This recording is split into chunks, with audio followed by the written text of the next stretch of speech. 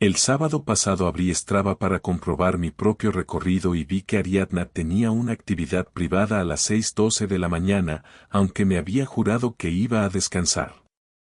Al principio pensé que había pulsado alguna configuración por error, pero luego vi otra actividad a las 22:41 con un segmento en West Park. Esas horas no coincidían con lo que habíamos acordado y, como llevaba varias semanas preguntándole por los entrenamientos, me respondía que el entrenador cambiaba los días y por eso no coincidíamos en las carreras largas del domingo, y de repente sentí que llevaba mucho tiempo viviendo con alguien que había cambiado el horario para que yo no la viera. No voy a fingir y decir que todo era perfecto, y por eso esa doble entrada privada me obligó a revisar uno por uno los detalles que había ignorado durante un mes, las duchas más largas, las toallas escondidas en el fondo de la cesta, el Apple Watch que ya no dejaba cargando en la mesita de noche y la nueva cerradura electrónica en la bolsa de deporte, y aunque intenté apartar la mirada, pensé en Beltrán Ortiz, el entrenador del club municipal, que le había aumentado el ritmo de las series y que hablaba con ella apoyado en la valla cuando yo terminaba los ejercicios progresivos. No la llamé para no sospechar nada y dejé el móvil boca abajo sobre la mesa, pero me topé con otro detalle que nunca había comprobado porque confiaba en ella. El historial de dispositivos conectados a su Strava mostraba un Garmin que yo no conocía y un iPhone con un nombre que no era el suyo. Oí cómo giraba su llave en la puerta y me preparé para fingir normalidad. Me quité el nudo de la garganta y salí al pasillo con una sonrisa que no me creí ni yo y al verla con la sudadera del club y el pelo recogido noté un aroma a gel de gimnasio que no era el nuestro y supe que esa mañana había pasado algo que yo aún no podía nombrar aunque la pista estaba delante y entonces la acompañé a la cocina y abrí la nevera para sacar naranjas como si un zumo fuese a arreglar el día mientras dentro de mi cabeza apuntaba cada gesto para no olvidarlo cuando tuviera que tomar una decisión que ya se asomaba por la puerta.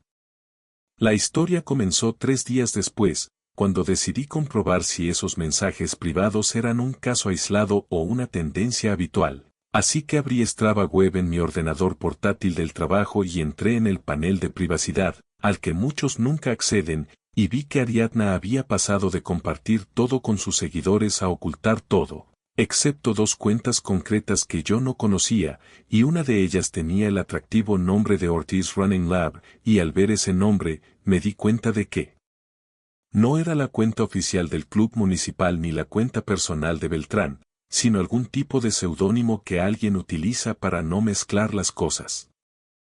Seguí desentrañando el enredo y descubrí que las actividades privadas se repetían todos los martes y jueves a una hora absurda para alguien que llega al trabajo a las 9:30 y se va a las 18, y también que los fines de semana había salidas en zonas donde nunca entrenamos, como la cuesta detrás del estadio municipal, que el ayuntamiento abre por la tarde para las personas que practican running cuesta arriba. Entré en Google Calendar y revisé nuestro calendario compartido y me di cuenta de que esos días ella indicaba trabajo a distancia, mientras que yo tenía reuniones tardías con el equipo de Barcelona los martes y los jueves solía cenar con mis padres, y comprendí por qué durante 2 semanas había sido tan amable con mis planes, sin hacer ningún comentario.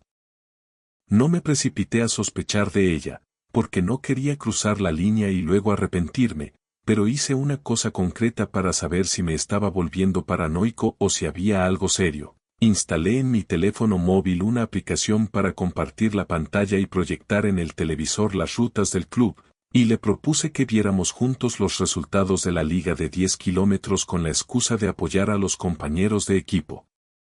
Y cuando se fue a duchar, dejé en la televisión un mapa con el estadio ampliado el martes por la noche y un cronómetro con el tiempo real al lado, y cuando volvió con el pelo mojado y en bata de algodón, se quedó paralizada durante medio segundo mirando la pantalla y me preguntó con voz neutra qué estaba mirando, y yo le respondí que estaba comprobando la ruta de los 10 kilómetros y que parecía que la habían cambiado. Y ella tardó unos segundos en asentir y añadir que sí, que habían cambiado algo, y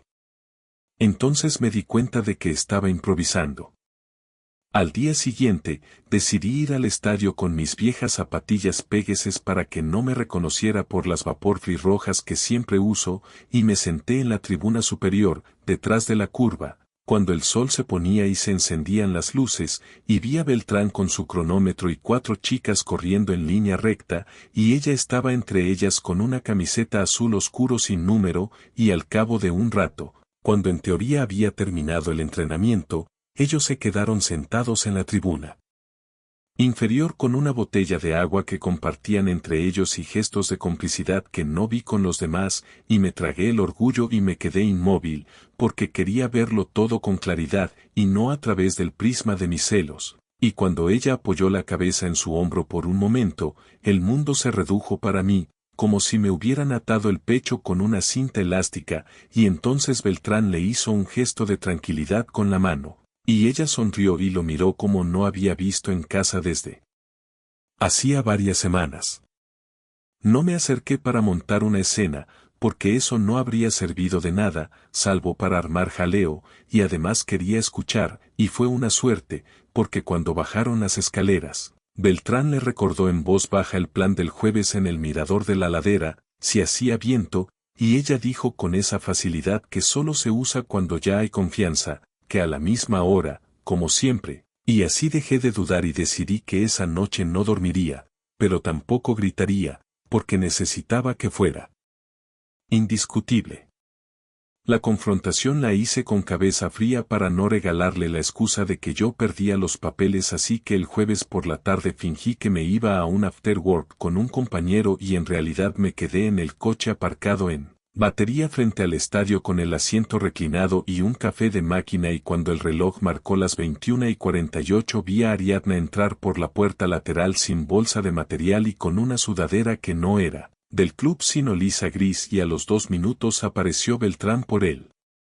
Acceso de mantenimiento y se saludaron con un golpe de codo que ya no se usa desde la pandemia, y luego caminaron hacia la grada de sombra y se sentaron donde el martes yo los había visto de lejos y me temblaron los dedos sobre la llave de contacto, porque aquello ya no era un calentón de vestuario sino una costumbre que requería coordinación y mentiras pequeñas encadenadas. Bajé del coche cuando llevaba demasiado rato aguantando y crucé la puerta sin hablar con el conserje porque me conoce de las carreras populares, y fui directo a la grada sin correr para que mi respiración no me delatara en alto, y, cuando estuve a 2 filas, me planté delante de ellos con las manos en los bolsillos para no señalar a nadie y dije tranquilo que necesitábamos hablar ahora y no mañana, y que no quería teatro y que me interesaban datos y no opiniones, y ella me miró con una mezcla de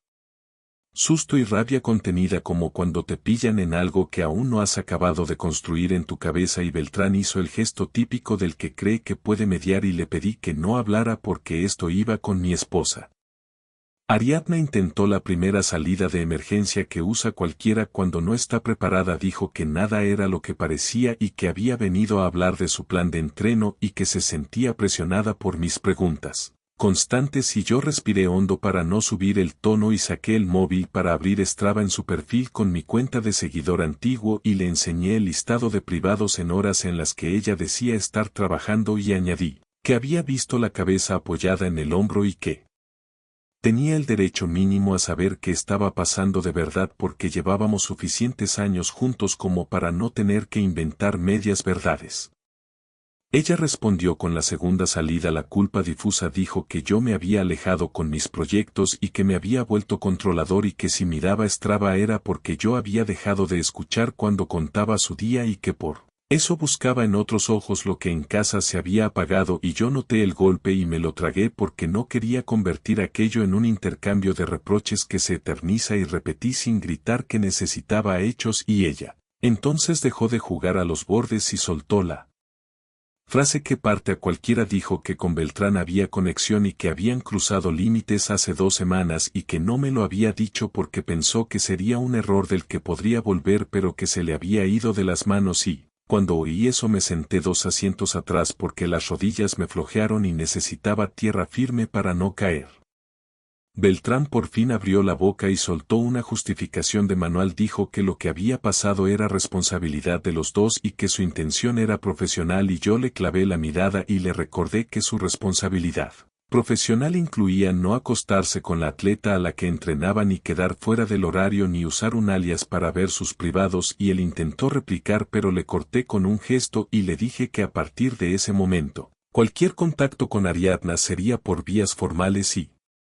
que hablaría con la dirección del club para pedir cambio de entrenador porque yo no iba a tolerar ese cruce de líneas en un entorno público y pagado con nuestros impuestos. Ariadna me pidió que no hiciera un exhibicionismo del tema porque afectaría a su equipo y a su marca en la próxima media y ahí explotó el tercer mini clímax de esa noche porque le contesté que me preocupaba menos su marca, que la mentira en mi casa y que si quería evitar que esto creciera tenía que decirme ahora mismo si pensaba seguir con esa relación o si la cortaba aquí y ahora y ella se quedó callada mirando al tartán y dijo al cabo de un rato, que necesitaba tiempo para entenderse y que no quería tomar una decisión en caliente y yo me levanté sin mirarla y dije que el tiempo había empezado hacía 3 semanas con el primer privado y que yo ya estaba tomando decisiones. La venganza fue táctica y tangible sin histrionismos ni ilegalidades y consistió en 3 movimientos que ejecuté en 5 días porque había aprendido que un golpe sostenido vale más que una bronca de 10 minutos primero. Documenté con precisión todo lo que había descubierto sin invadir más de lo necesario. Exporté mis propias capturas de Strava con las horas y los mapas y pedí al club un certificado de asistencia a entrenamientos de Ariadna, en el último mes, cosa que se puede solicitar por correo. Y guardé los correos con acuse en una carpeta. Imprimí el historial de transferencias de nuestra cuenta conjunta en las que ella había comprado material de running que nunca llegó a casa y añadí fotografías de las zapatillas guardadas en el maletero del Ibiza que no era su coche habitual para entrenar y con ese dossier me fui a un mediador familiar del colegio de abogados porque no quería empezar por un juzgado y prefería una vía que nos obligara a hablar con alguien delante. Segundo, revoqué las autorizaciones que yo había concedido por pura inercia y que me dejaban a mí pagando facturas mientras ella hacía vida de soltera con entrenador. Metí orden en las domiciliaciones, separé seguros y suscripciones. Yo me quedé en Netflix, ella se quedó Spotify y di de baja la tarjeta adicional que tenía para compras menores que ya no eran menores y cambié la clave de la caja fuerte pequeña donde guardábamos pasaportes y papeles para que tuviera que pedírmelo si necesitaba algo. Porque así forzaríamos una conversación con fecha y hora y no a ráfagas por WhatsApp llena de excusas pobremente redactadas. Tercero, preparé un gesto concreto que supiera a golpe de realidad y no a postureo. Fui al estadio un lunes por la tarde y pedí hablar con la directora del Servicio Municipal de Deportes, una mujer seria que no tolera líos, dentro de la instalación y le expliqué con respeto y sin detalles íntimos que había un conflicto de interés en el club porque un entrenador mantenía una relación con un atleta y que eso nos estaba afectando como pareja y generando dinámicas raras en los entrenos y ella tomó nota. Me pidió pruebas formales y le entregué copias de los horarios solapados sin nombres completos para no montar un sainete y me aseguró que abrirían un expediente interno centrado en la ética del club por tutoría inadecuada con compromiso de reubicar a quien fuese necesario y salí de allí con la sensación de haber hecho algo concreto que tocaba la vida real y no solo mi orgullo. Ariadna se enteró del expediente por un mensaje de la coordinación 2 días después y explotó. Me llamó al salir del trabajo y me dijo que la había humillado delante de su grupo y que eso era una vendetta y que yo estaba dinamitarlo todo y tuve que apretar los dientes para no distraerme. Le respondí con calma que no había usado su nombre ni detalles privados y que lo que había hecho era exactamente lo que cualquier socio haría si un entrenador cruza líneas y que si a ella le molestaba la palabra expediente tal vez debía molestarle antes la palabra amante y se hizo un silencio largo que yo aproveché para anunciar el movimiento final. El sábado vendría con cajas a recoger mis cosas y ella tendría que estar presente para decidir que se queda y que se va porque a partir de esa noche dormiríamos en espacios distintos y si eso no le servía entonces pactaríamos turnos en la casa hasta cerrar la mediación. El sábado fue físico y sin poesía. Bajé 8 cajas del trastero y fui llenándolas con mis libros, mi ropa, mi cafetera, mis herramientas y la carpeta con el dossier mientras Ariadna me miraba desde la puerta del dormitorio sin saber dónde poner las manos y en un momento dado intentó hablar para pedirme que parara y que buscáramos una pausa y ahí llegó otro mini clímax porque solté la tapa de una caja y le pedí que se sentara en la cama y le dije, sin adornos, que yo ya no podía vivir con él. Entrenador en la cabeza y que si quería reconstruir algo tenía que cortar con el entregar el móvil y el acceso a Strava durante un mes y comprometerse a una terapia de pareja y que sin esas tres cosas yo no seguía y ella se quedó helada porque esperaba una bronca, no una lista operativa que se puede cumplir o no pero que no deja margen para el autoengaño. Cuando cerré la última caja me temblaron las manos, pero no por el esfuerzo sino por la claridad de lo que estaba pasando y por la imagen de mi salón con huecos en la estantería que parecían ventanas abiertas a una vida que se acababa y aún así no lloré porque todavía faltaba la última conversación, la que decide si se firma la paz o se inicia la retirada definitiva.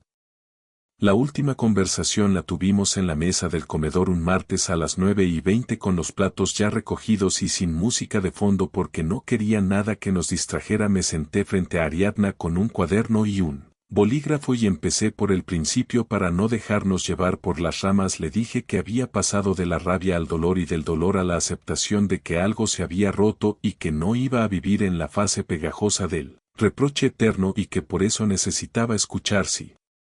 estaba dispuesta a cumplir las tres condiciones y a explicarme con detalle qué había sentido y por qué cruzó el límite, porque solo sabiendo eso iba a poder decidir si quedarme o irme.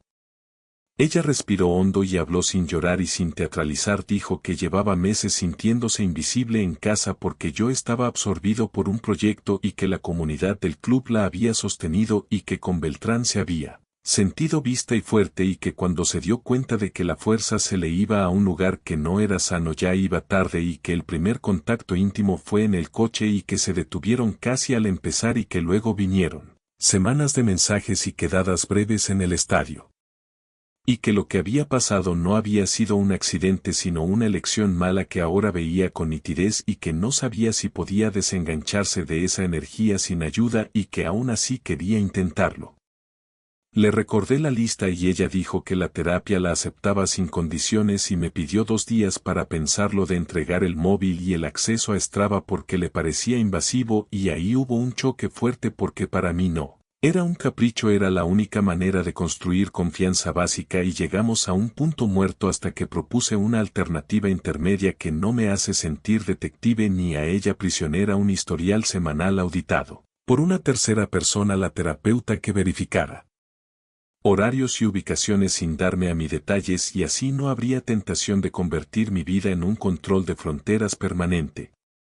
Acordamos esa vía y entonces le pedí que llamara a Beltrán delante de mí para cortar cualquier contacto y lo hizo con manos temblorosas usando el altavoz sin dejarme leer la pantalla. Habló claro, le dijo que aquello había terminado y que a partir de ese momento cualquier interacción sería a través del club y que si él quería proteger su trabajo no debía insistir. Él intentó convencerla con frases de entrenador que confunde motivación con posesión, y ella mantuvo la línea y colgó y se quedó con los ojos fijos en la mesa como si le hubiera pasado un camión por encima y yo no sentí triunfo, sentí un vacío grande porque ganar esa batalla no me devolvía lo perdido.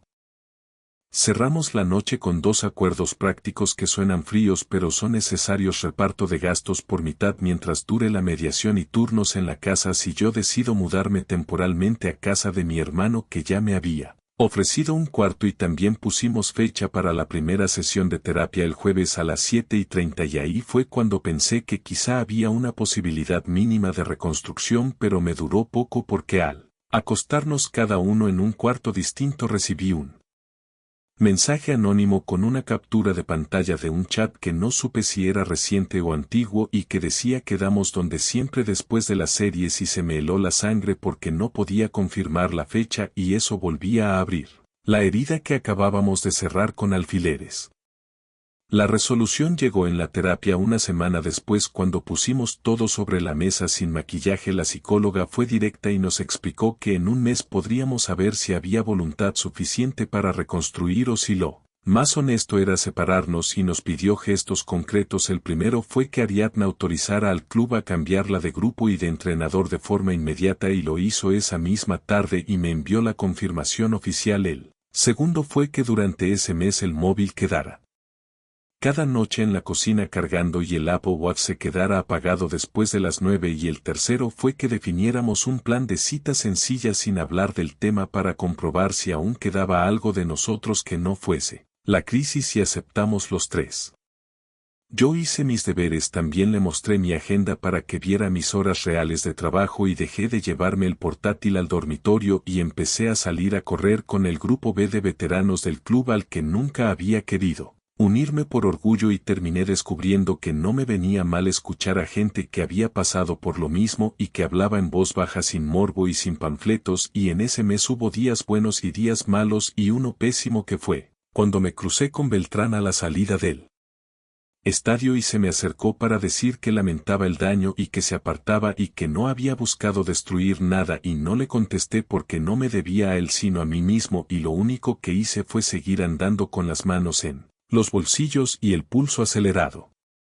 Al final de ese mes me senté otra vez con Ariadna en la mesa del comedor con el mismo cuaderno y un bolígrafo nuevo y le dije que aunque apreciaba sus gestos y veía su esfuerzo, yo no podía vivir con la imagen de la grada repitiéndose en bucle, y que la confianza es una pared que cuando se cae se puede levantar pero no es la misma pared, y que yo no estaba dispuesto a pasar los próximos años mirando notificaciones y haciendo auditorías de horarios, y que por eso iba a pedir la separación de manera amistosa para no convertirnos en dos personas amargadas que se vigilan en silencio, y ella sintió con los ojos rojos y me dijo que lo entendía y que ojalá hubiera parado a tiempo y que se hacía responsable de lo suyo y de las consecuencias. La decisión tuvo consecuencias prácticas que cumplimos con respeto: reparto de bienes sin peleas, venta de la moto que usábamos para ir a la playa, cancelación de las vacaciones a Lisboa, devolución de la mitad del depósito del apartamento turístico que habíamos reservado y un acuerdo sobre el piso con una tasación justa. Ella se quedó el piso asumiendo la hipoteca y yo me fui con mis cajas a un alquiler pequeño cerca del parque donde corro, y aunque el primer día en la casa nueva me dio un vuelco el corazón cuando abrí un armario y no había nada de ella, también sentí una calma rara porque por fin la realidad y mis actos iban en la misma dirección. Lo que entendí de todo esto no es una frase bonita ni una lección épica. Aprendí que los detalles que ignoras por pereza se convierten en una pared que te cae encima, y que cuando intuitivamente sabes que algo no cuadra conviene mirar de frente antes de que sea tarde. Aprendí también que la venganza que no toca nada real no sirve, y que los 3 movimientos que hice me devolvieron control sin hacer daño gratuito, y que pedir ayuda a una mediación a tiempo evita que la historia se pudra en tribunales y gritos, y que el perdón no siempre va unido a quedarse. A veces el perdón se practica firmando un papel y cerrando una puerta. Hoy sigo corriendo y sigo usando Strava con todo público para que mis amigos me vacilen por los ritmos, y cuando paso por la grada donde vi lo que vi no me paro ni cambio el ritmo porque no quiero convertir el estadio en un altar del pasado. Y a veces me cruzo con Ariadna entrenando con su nuevo grupo y levanto la mano en señal de saludo y seguimos cada uno por su calle interior, y me acuerdo de aquella mañana del primer privado y ya no siento la punzada sino una especie de aceptación seca que no duele porque ya no es herida, es cicatriz, y con eso me basta para mirar el calendario y planear mi próximo 10.000 sin tener que vigilar otra cosa que no sea mi respiración y la línea blanca de la calle 3.